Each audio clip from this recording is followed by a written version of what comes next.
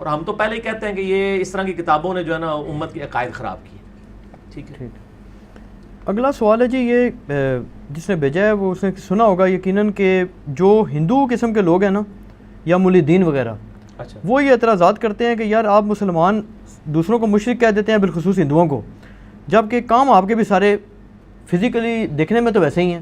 مثلا وہ کہتے ہیں جی کہ آپ بھی پتھر کی پوجا کرتے ہو، ہم جب بت پتھر کا بنا کے کہتے ہیں ہم مشرک کہہ دیتے ہو. دوسرا کہتے ہیں کہ جی آپ بھی جاتے ہیں وہاں جا کے اپنے بال وغیرہ منڈوا لیتے ہیں، ٹنڈ کرا لیتے ہیں، اور جب ہم اس میں گنگا پہ جاتے ہیں اور وہاں جا کے بال کٹوا لیتے ہیں، آپ بھی پانی سے نہا لیتے ہیں، ہم بھی نہا لیتے ہیں، تو ہمیں مشرک ہو جاتے ہیں، آپ جناب موحد بن جاتے ہیں.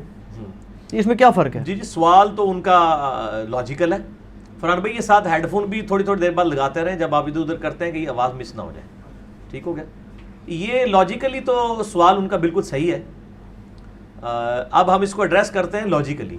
پہلی بات یہ ہے کہ ان کا یہ کہنا کہ ہم بتوں کے آگے جھکتے ہیں اور آپ خانہ کعبہ کے آگے جھکتے ہیں.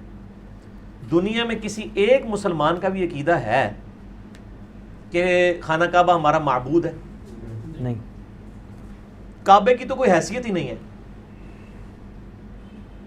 صحیح بخاری کے اندر حدیث موجود ہے، سیدنا ابو بکر صدیق رضی اللہ تعالیٰ عنہ علیہ السلام نے نبی علیہ السلام کی وفات والا چیپٹر کتاب المغازی میں نکالے.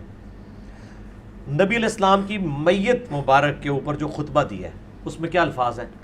من کان یعبد محمدا فإن محمد قد مات.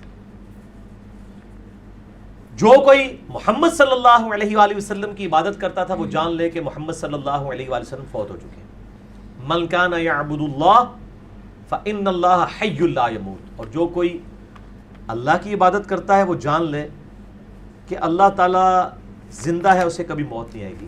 شاہ جی کیا نبی علیہ السلام کی کوئی عبادت کرتا تھا اس زمانے میں؟ نہیں کرتا. تو سیدنا ابو بکر نے یہ فرضی خطبہ کیوں دیا ہے؟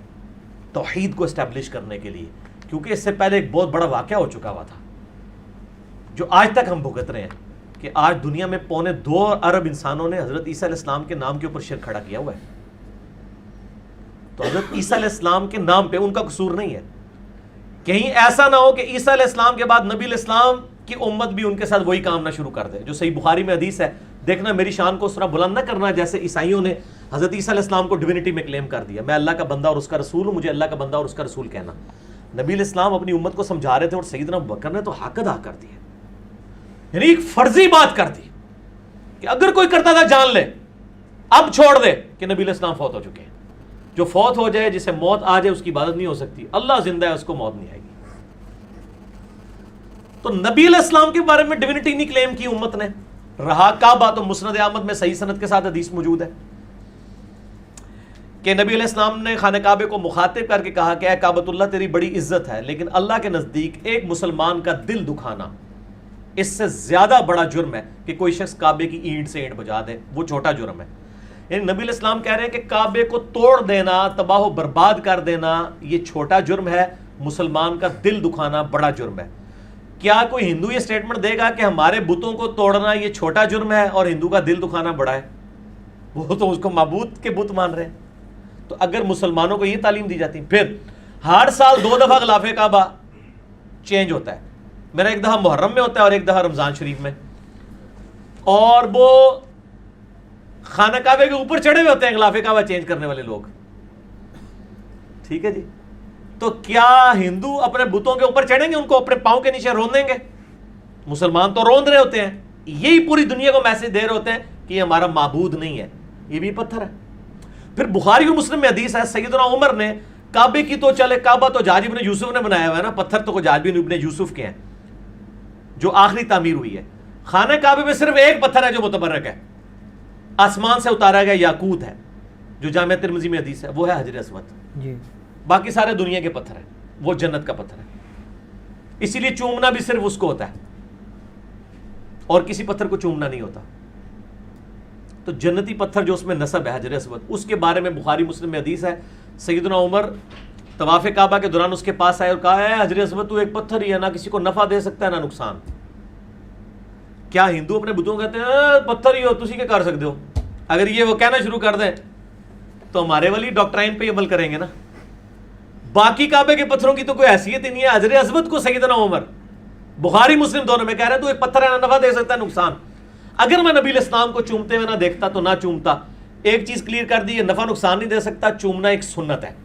جیسے قبلہ سمبل آف یونٹی ہے, جسٹ ہم قبلے کو سجدہ نہیں کر رہے ہوتے, قبلے کی طرف سجدہ کر رہے ہوتے ہیں, ٹھیک ہے, تاکہ مسلمانوں کا ایک سمبل آف یونٹی رہے, نہ کہ یہ کہ ہم اس کے آگے اس کو پتھر سمجھ کے تو اس کو سجدہ کر رہے ہوتے ہیں, نعوذ باللہ. ورنہ وہ تو قبلے کے جو اپنے پتھر ہیں وہ تو دنیاوی, اس میں جو سب سے متبرک پتھر ہے اس کا سٹیٹس حضرت عمر نے کلیئر کر دیا, باقی پتھر تو کس شمار میں ہے پھر, جب حجر اسود کا ہی ہے. اس میں ایک آگے کمزور روایت ہے المستدرک للحاکم میں کہ سیدنا علی ساتھ تھے تو انہوں نے کہا کہ اے عمر یہ نفع بھی دیتا ہے اور نقصان بھی دیتا ہے, اہل ایمان کی گواہی دے گی. یہ جعلی روایت ہے کیونکہ اس میں ابو ہارون متروک راوی ہے, کذاب راوی ہے, وہ چھوٹا ہوا, یعنی محدثین نے اس کی حدیثیں چھوڑ دی تھی, اور یہ والا پورشن جو ہے صحیح نہیں ہے, پہلا پورشن ہی بخاری مسلم میں ہے, وہی صحیح ہے. ٹھیک ہو گیا جی. تو سیدنا عمر نے تو اپنا موقف بتا دیا. اب آ جائیں گنگا پہ نہانے کا. گنگا کی سند کوئی کتابوں میں نازل نہیں ہوئی ہے, اور الہامی کتابوں کے اندر زمزم کی سند موجود ہے. زمزم کا ذکر تورات کے اندر بھی موجود ہے, آج بھی آپ اولڈ ٹیسٹمنٹ نکال کے دیکھ لیں, اور ہماری احادیث کے اندر بھی موجود ہے. اور باقی بال منڈوانا, یہ ساری چیزیں چلیں, یہ چھوٹی ثانوی حیثیت ہے. اصل چیز ہے توحید کا مسئلہ, اور وہ یہ کہ ہم خانہ کعبہ کو نہیں پوجتے.